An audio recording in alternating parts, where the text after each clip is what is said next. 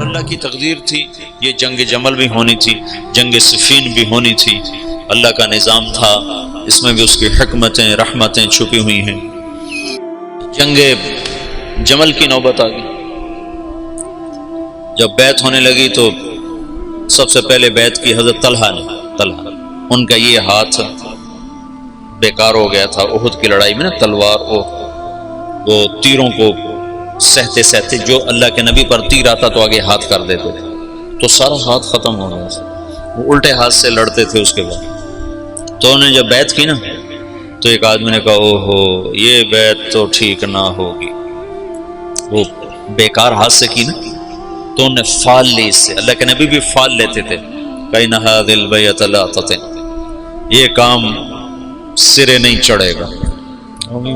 4 سال دکھ سہتے سہتے آخر شہید ہو، اتنے دکھی ہو گئے تھے آخری دنوں میں حضرت علی کہ اپنی یوں داڑھی پکڑ کے کہتے تو کب رنگین ہو، تو کب رنگین ہو، کیونکہ اللہ کے نبی نے کہا تھا علی تو اس وقت تک نہیں مر سکتا جب تک تیری داڑھی تیرے خون سے رنگین نہ ہو جائے، تیرے سر کے خون سے رنگین نہ ہو جائے۔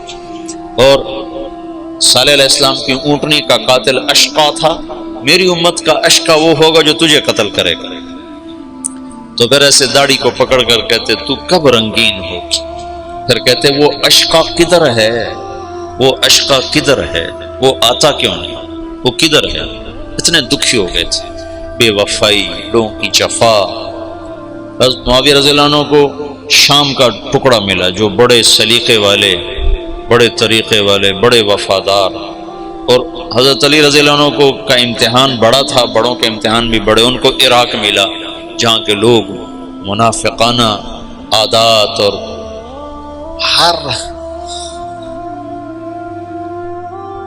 جتنے بھی عیب، اس لیے تو حجاج اللہ نے ان پہ مسلط کیا، عراق والوں پہ بھرے ہوئے، بے وفائیوں سے بھرے ہوئے۔ تو اس کا آخری نتیجہ حضرت علی کی شہادت پہ نکل، جنگ جمل ہوئی، جس میں حضرت طلحہ جیسے، حضرت زبیر جیسے شہید کر دیے۔ جب آپس میں ٹکرائے نا صلح ہو گئی، لیکن جو لوگ عبداللہ بن سبا کے ساتھی تھے، میں تمہیں تفصیل تو نہیں بتا رہا، صرف اشارے کر رہا ہوں، تبلیغ کا تھوڑا سا پس منظر بتانا چاہتا، دعوت کی تاریخ بتانا چاہتا۔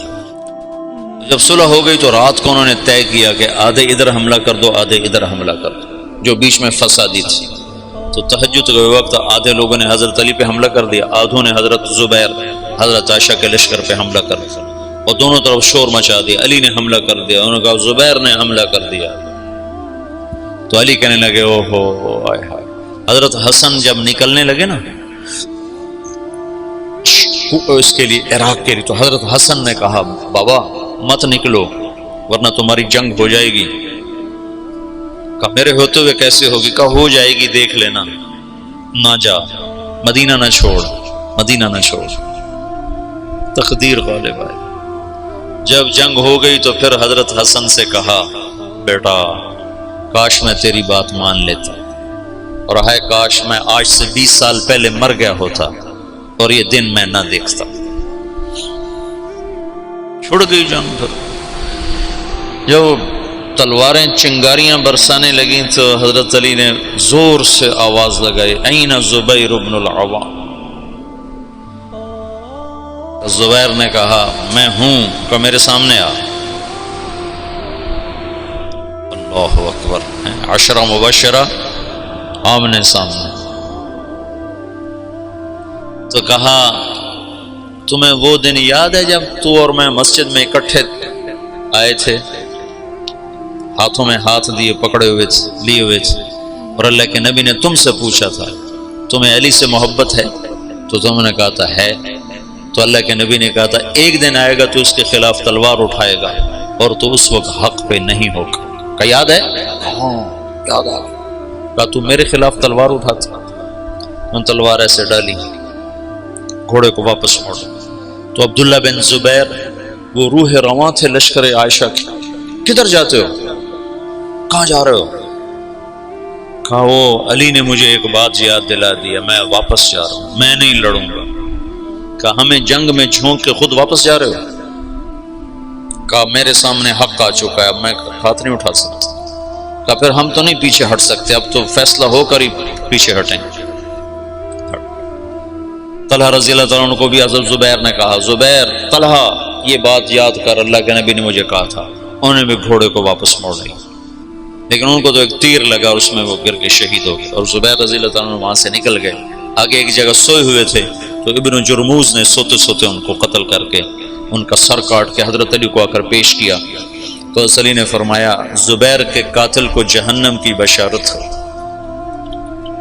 اللہ کے نبی نے کہا تھا جو زبیر کو قتل کرے گا وہ جہنم کا ایندھن ہے، تو آپ نے کہا زبیر کے قاتل کو جہنم کی بشارت ہو، تو اللہ نے یوں سچ کیا کہ میں تیری خاطر تیرے سب سے بڑے دشمن کو قتل کر کے آیا اور تو مجھے دوزخ کی بشارتیں سناتا ہے، اور تلوار لے کر اپنے گلے پر پھیر دی، خودکشی کر کے مر گیا۔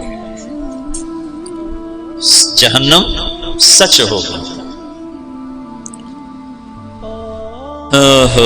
حضرت طلحہ کی لاش پہ گزرے حضرت علی تو ان کا ہاتھ پکڑ کے نہ یہ چوما اور رونے لگے کہ یہ وہ ہاتھ ہے جس نے اللہ کے نبی کے لیے احد میں ڈھال کا کام دیا تھا اور تیروں کو سہتے سہتے شل ہو گیا تھا۔ اور عبداللہ بنو زبہ نے حضرت عائشہ کے اونٹ کو گھیرے میں لیا ہوا تھا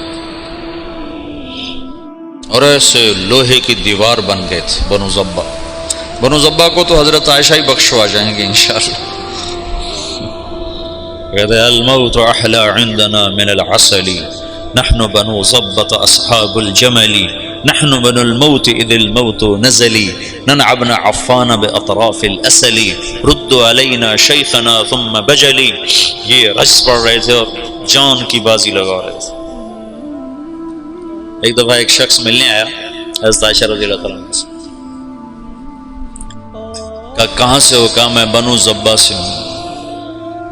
کہا ایک نوجوان میرے اونٹ کے پاس شعر پڑھ رہا تھا، اس کو جانتے ہو؟ کون؟ کہا وہ تو خود تو پردے میں تھے۔ کہا ایک نوجوان کے آواز آ رہی تھی، کہہ رہا تھا یا امنا خیر ام نعلم،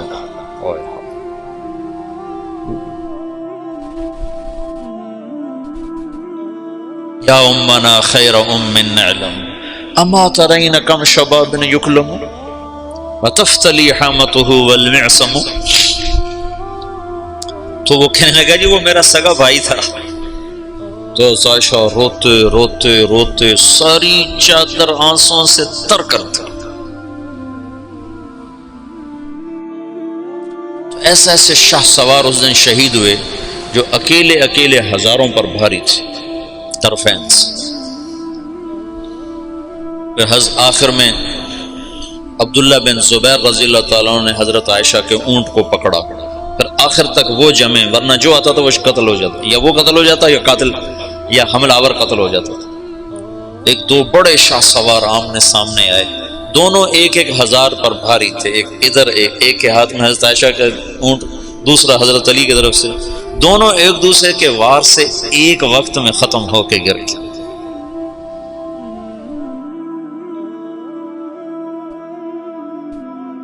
اوئے ہوئے ہوئے۔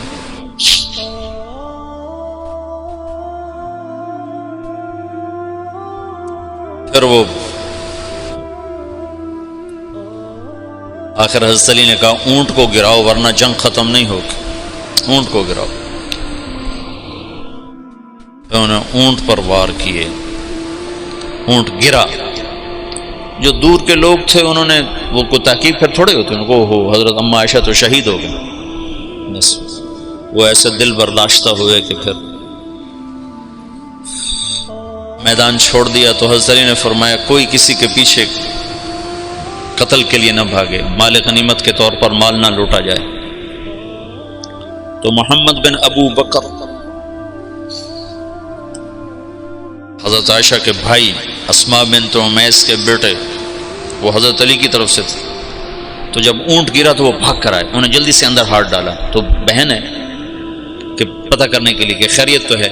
اما عائشہ کو تو نہیں پتا کہ یہ ہاتھ کون کس کا ہے، محرم ہے غیر محرم ہے، کون ہے حرم رسول کی طرف ہاتھ بڑھانے والا، اللہ اسے آگ میں جلا دے۔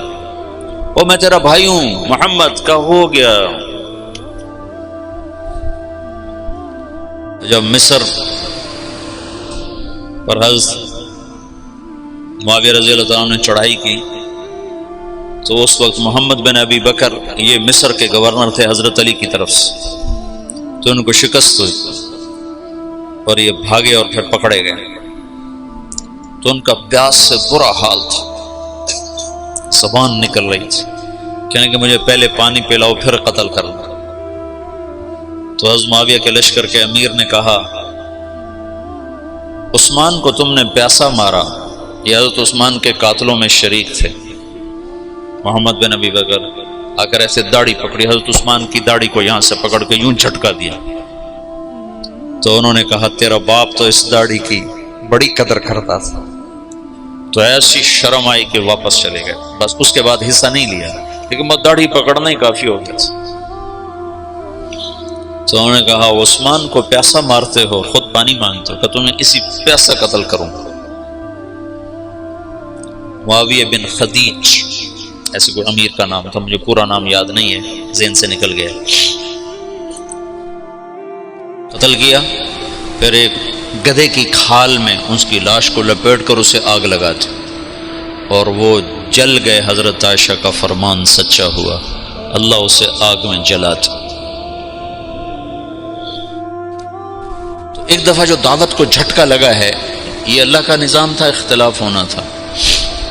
حضرت علی کی شہادت پر ایک دور ختم ہوتا ہے، حضرت حسن رضی اللہ عنہ خلیفہ بنتے ہیں، پھر وہ 6 مہینے بعد حضرت معاویہ کے حق میں دستبردار ہو جاتے ہیں، اور پھر دوبارہ دعوت کا دور چلتا ہے، اور پھر دعوت اپنے علی قدم و ساق قائم ہوتی ہے، اور پھر وہ اسلام کی ریل پیل لہل بہر دوبارہ واپس آتی ہے جب حضرت معاویہ رضی اللہ عنہ خلافت کو سنبھالتے ہیں۔